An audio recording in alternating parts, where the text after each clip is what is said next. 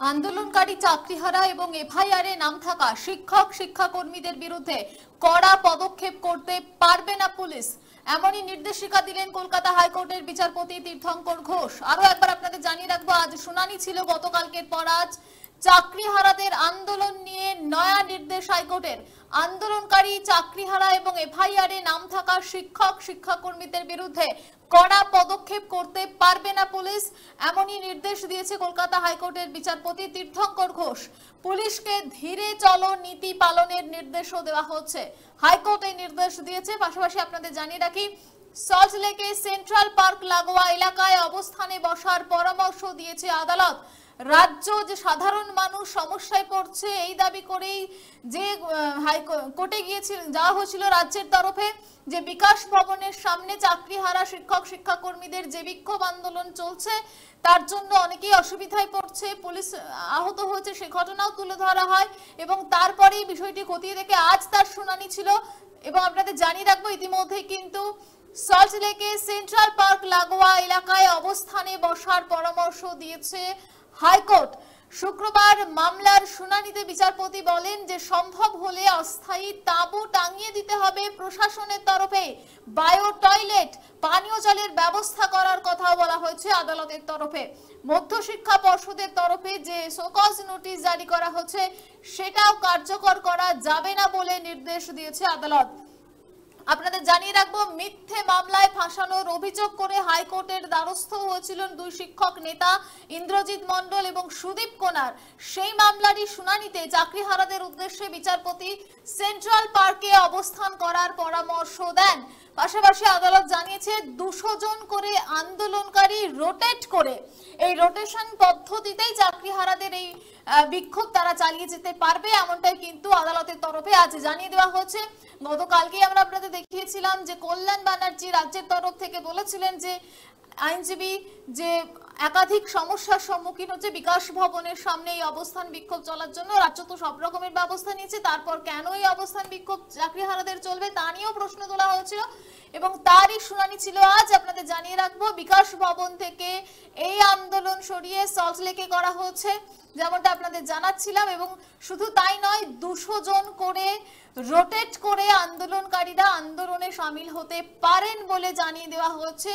এবং শুধু তাই নয়, আপনারা জানেন যে পুলিশের হাতে মার খেয়েছিল যে সমস্ত চাকরিহারা শিক্ষক শিক্ষিকারা এবং পরে তাদের বিরুদ্ধেই মামলা করা হয়, পুলিশের মার খেয়েও মামলার সম্মুখীন হতে হয় তাদের, সেই বিষয়েও কিন্তু আদালত হস্তক্ষেপ করেছে এবং বলেছে যে এফআইআর এ নাম থাকা শিক্ষক শিক্ষাকর্মীদের বিরুদ্ধে একেবারেই কড়া পদক্ষেপ নিতে পারবে না পুলিশ, এমনটাই কিন্তু নির্দেশ দিয়েছে কলকাতা হাইকোর্ট। আর শুধু তাই নয়, এই সমস্ত আন্দোলনকারী যারা আন্দোলনে থাকবেন তাদের জন্য অস্থায়ী তাঁবু টাঙিয়ে দিতে হবে প্রশাসনকে, বায়ো টয়লেট পানীয় জলের ব্যবস্থা পর্যন্ত করতে হবে, এমনটাও কিন্তু আদালত নির্দেশ দিয়েছে ইতিমধ্যে। আজ শুনানিতে ঠিক কি হয়েছে সে বিষয়ে আইনজীবী কল্যাণ ব্যানার্জি ঠিক কি জানাচ্ছেন শোনাবো আপনাদের। আজকে হাইকোর্টের যে আদেশ হয়েছে সেই আদেশ অনুযায়ী ওদের ওই সেন্ট্রাল পার্কের ওখানে, যেটা ওই সুইমিং পুলের পাশে, ওখানে 200 জন করে বসবে, রোটেশনে 200 করে থাকবে। সরকারকে একটা টেন্ট তৈরি করে দিতে বলেছে, টেম্পোরারি স্ট্রাকচার। মিউনিসিপ্যালিটিকে জল টলের ব্যবস্থা করতে বলেছে, টয়লেটের ব্যবস্থা করতে বলেছে, যাতে একটা ওরাও ওদের কাজ, ওদেরও একটা জ্বালা যন্ত্রণা আছে, এটাও তো অস্বীকার আমরা করছি না। We are sympathetic, very much sympathetic, কিন্তু অ্যাজিটেশনকেও আমরা রেসপেক্ট করি, কিন্তু that should be within the limit of the law, মানুষের কোনো অসুবিধা না হয়। প্রায় 22 জন অফিসার ইনজোর্ড হয়েছে, 19 জন সিভিল এমপ্লয়ি তারা অসুস্থ হয়েছে, প্রেগনেন্ট মহিলা বেরোতে পারেনি, এগুলোও তো দেখতে হবে। বিকাশ ভবন ভেঙে দিচ্ছে, ওখানে যারা আছে, যারা রয়েছে, যারা জমায়েত হয়েছে, মানে যাদের ওই অর্গানাইজেশনটা করেছে তাদের বিরুদ্ধে কোনো ইন দি মিন টাইম কোনো কোয়ার্সিভ স্টেপ নেবে না, কিন্তু ইনভেস্টিগেশন উইল কন্টিনিউ। বিকাশ ভবনের সামনে দীর্ঘদিন ধরে বসে রয়েছেন চাকরিহারা আন্দোলনকারীরা, যারা চাকরিহারা শিক্ষক শিক্ষিকা এবং শিক্ষাকর্মীরা। তারা কয়েকদিন আগেই বিকাশ ভবন ঘেরাও অভিযান করেন এবং সেখানেই আমরা দেখেছিলাম একদম দুলকালাম পরিস্থিতি।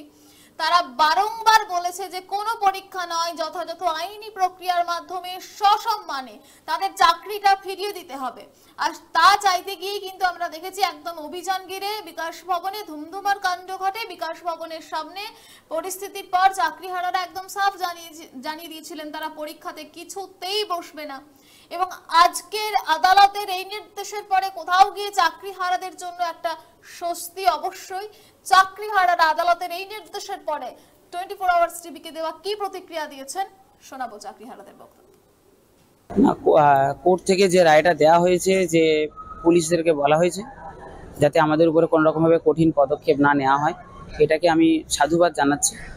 এবং আমরা যারা যোগ্য শিক্ষক, আমাদের সাথে তো কারোর কোনো ব্যক্তিগত শত্রুতা কিছু ছিল না, আমরা চাইও না কারো কোনো স্তরে কোনো রকমভাবে ব্যক্তিগত শত্রুতা করার জন্য। তো আজকের ওখান থেকে যে রায়টা হয়েছে খুবই ভালো লেগেছে। দ্বিতীয় কথা যেটা বলা হয়েছে যে এখানে অনেক মানুষের, সাধারণ মানুষের অসুবিধা হচ্ছে, যে কারণে এখান থেকে সরে গিয়ে পাশাপাশি কোথাও চলে যেতে এবং সেখানে সরকারিভাবে সব রকমভাবে আমাদেরকে সাহায্য করবেন বলে বলেছেন।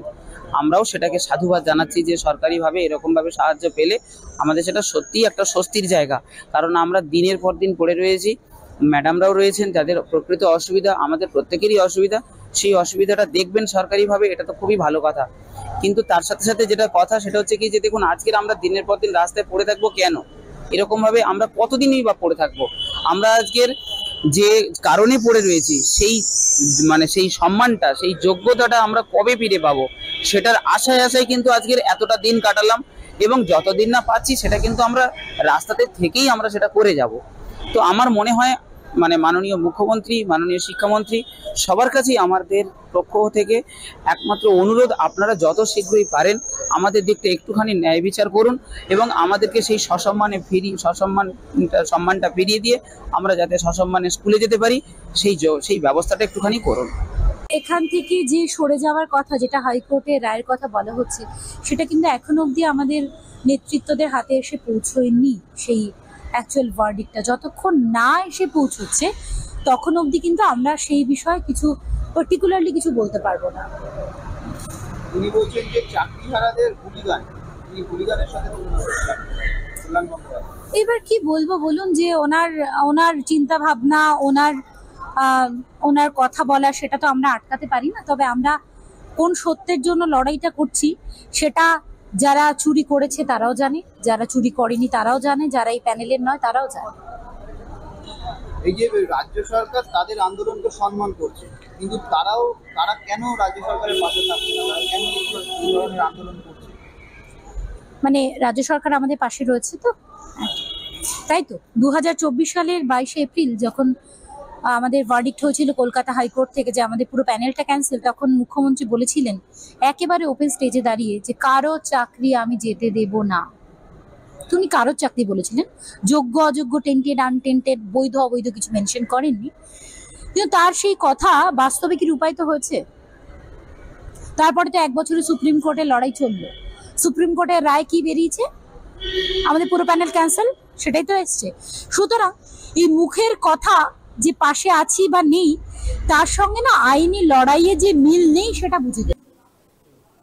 চাকরিহারা যারা শিক্ষক, শিক্ষিকা এবং শিক্ষাকর্মী কোথাও গিয়ে আজকে হাইকোর্টের এই নির্দেশের পরে কোথাও গিয়ে একটু স্বস্তিতে রয়েছেন। তারা এফআইআরে নাম থাকা শিক্ষক শিক্ষাকর্মীদের বিরুদ্ধে কড়া পদক্ষেপ করতে পারবে না পুলিশ, এই নির্দেশেও কিন্তু স্বস্তির। কারণ প্রথম থেকেই তারা বলে আসছেন তারা তো কোনো অন্যায় করেননি, তারা কোনো দোষ করেননি, তারা তাদের হকের চাকরিটা চেয়েছে, যে দুর্নীতির দায়ে চাকরিটা তাদের চলে গেছে, তাদের ন্যায় তারা ফিরে পেতে চেয়েছে এবং তার চেয়েই কিন্তু তারা দীর্ঘদিন ধরে রাস্তায় রয়েছেন, তারা বিক্ষোভ আন্দোলন করছেন এবং সেটা শান্তিপূর্ণভাবেই করছেন। সেখানে পুলিশ এসেই কিন্তু মূলত এই ধরনের অশান্তির পরিবেশ সৃষ্টি করে বলে তারা প্রথম থেকেই জানিয়েছে।